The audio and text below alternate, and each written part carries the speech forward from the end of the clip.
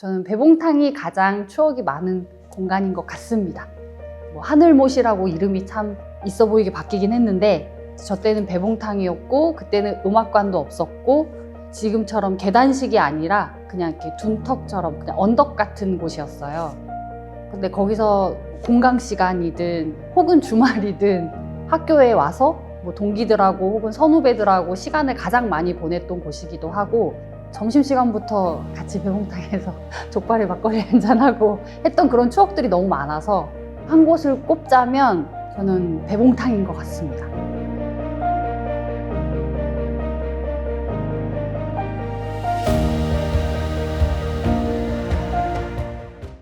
네, 안녕하세요.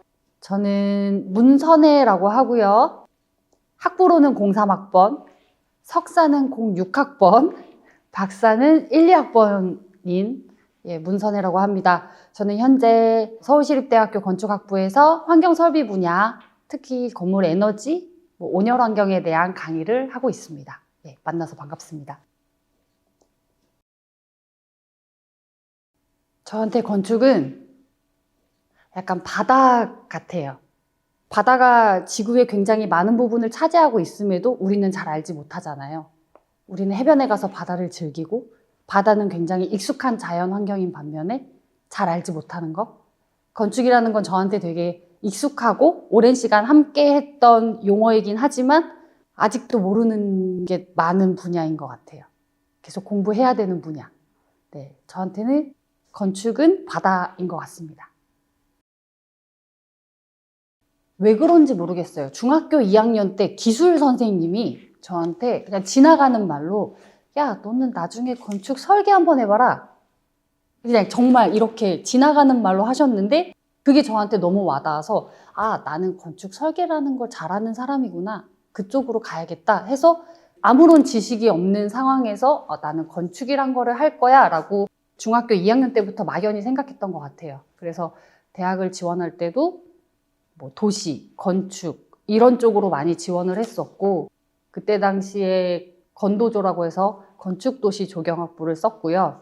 정확히는 건축, 도시, 조경, 교통 이렇게 4개의 학과였고 1학년 설계 수업 때 모든 분야의 설계 수업을 조금씩 다 경험하는 그런 커리큘럼이 있었는데 저에게 주어지는 선택은 건축학이냐, 건축공학이냐 이 선택의 기로에 있었는데 교수님께서 제가 건축학도로서의 꿈을 버릴 수 있게 깔끔하게 정리를 해주셨습니다.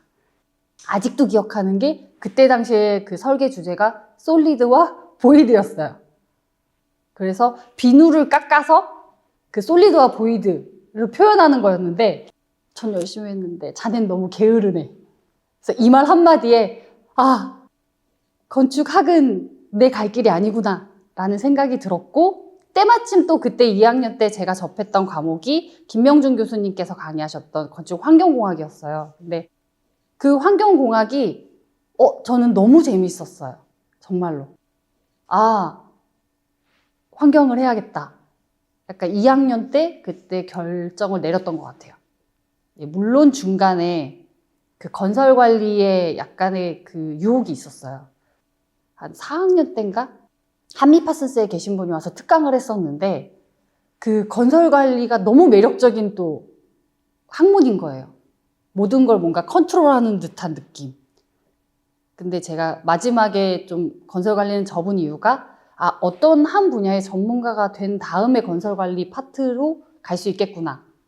그러니까 내가 뭔가 내공이 쌓여야지 그런 매니지먼트를 할 수 있지 않을까라는 생각에서 건설 관리를 조용히 접고 건축 환경으로 가게 됐습니다. 저는 동기들을 너무 좋아했고 학교를 너무 좋아해서 주말에도 학교 와서 놀았고요. 학교에서 거의 살았고 석사 졸업하고 나서도 학교를 정기적으로 찾아오고 그냥 학교를 너무 좋아했던 것 같아요. 그리고 교수님들을 별로 어려워하지 않았어요. 제 스스로가 느꼈을 때. 그래서 저는 학부 졸업할 때 모든 교수님 방에 문을 두드리고 다니면서 사진을 찍었습니다. 교수님 저 졸업해요! 이러면서 모든 교수님들께 축하를 받았고요. 그만큼 학교를 좋아하고 제 있는 그대로를 그냥 보여줄 수 있는 곳이었던 것 같아요. 이야기하기 조심스럽긴 한데 저는 사실 교수가 목표는 아니었어요. 이게 직업적으로. 연구하는 게 제일 쉬웠고 재밌었고 왜 취업을 해야 되는가라는 의문을 또 갖고 있었고 되게 내 의지대로 뭔가 일을 하지 않고 내 의지대로 뭔가 학업을 하는 게 아니라 회사에서 주어진 일을 하는 게 대부분이잖아요.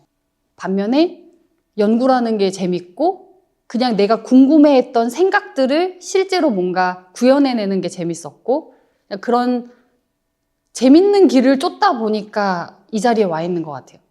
그래서 한편으로는 어떤 한 특정 직업을 향해서 가시는 분들한테는 되게 죄송한 마음이 조금 있긴 하지만 저는 교수가 목표는 아니었고요. 지금도 교수가 목표는 아니고요. 그래서 딱히 계기가 있었다기보다는 그냥 하고 싶은 거 하다 보니까 이 자리에 있다. 예, 그게 제일 큰 것 같고요. 제가 재밌어서. 네. 하고 싶은 거 하는 거.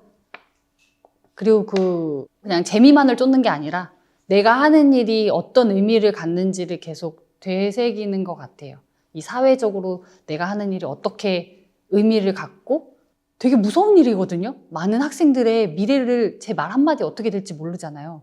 그러니까 되게 의미를 계속 부여하면서 그 속에서 또 재미도 챙기고 이런 게 저한테는 원동력인 것 같습니다. 석사 마치고 한국건설기술연구원에 이제 석사 후 연구원으로 있을 때 한 8층 규모의 건물을 건설기술연구원 내부에 이제 짓는 실증하는 프로젝트가 있었어요.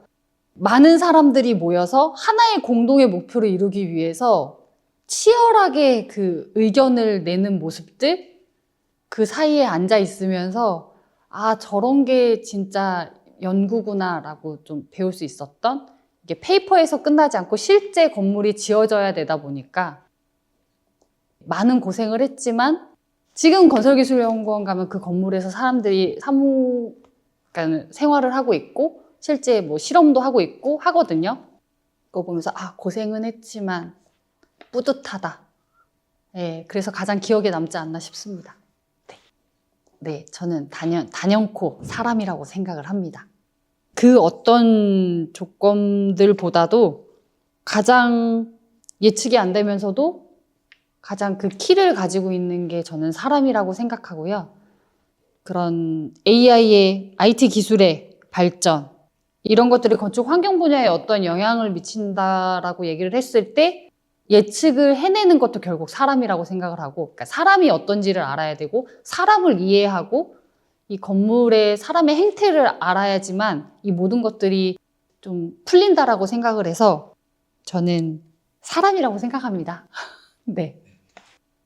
연구자로서의 최고의 목표는 그냥 어떤 분야를 떠올렸을 때 그 사람을 떠올리는 것 같아요. 예를 들어서 제가 주로 이제 제실자의 행태나 건물 에너지 사용 행태나 이런 것들에 좀 관심이 많은데 뭐 한 10년 흘렀을 때 빠르면 5년? 네. 제실자 행태 했을 때 시립대 문선회가 그쪽 분야로 전문가다라고 이름을 남기는 게 가장 큰 목표이지 않을까 싶고요. 건축 환경 분야에서 사람을 연구하시는 분들이 그렇게 많지는 않기 때문에 좀 그 부분에 있어서 학술적으로 좀 기여를 하고 싶고요. 교육자로서의 꿈은 좀 자식을 많이 만들고 싶어요. 저희 지도 교수님이신 허정우 교수님의 제자들, 저를 포함한 뭐 앞서 인터뷰했던 조재환, 혹은 최원준 교수, 많은 그 연구실 식구들이 그야말로 식구거든요. 1년에 몇 번 못 보지만 식구라는 단어에 같이 연계가 돼 있어요.